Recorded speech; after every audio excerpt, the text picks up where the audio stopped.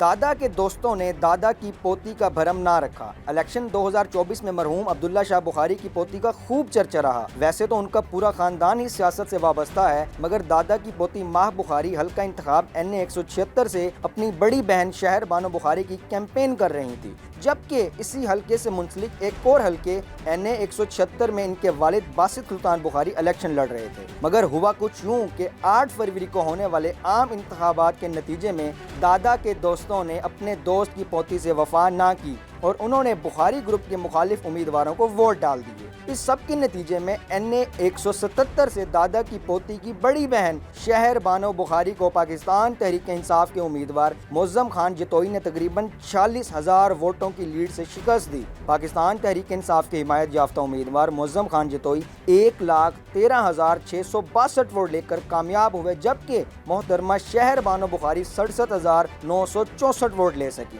دوسری طرف دادا کے بیٹے یعنی ماہ بخاری کے والد جناب باسط سلطان بخاری صاحب کو ان کے حلقہ انتخاب NA 176 سے تقریباً 10,000 ووٹوں کی لیڈ سے شکست ہوئی۔ ان کے مد مقابل امیدوار نواب زادہ افتخار احمد خان نے 53,801 ووٹ حاصل کیے، جبکہ باسط سلطان بخاری 43,640 ووٹ لے کر دوسرے نمبر پر رہے۔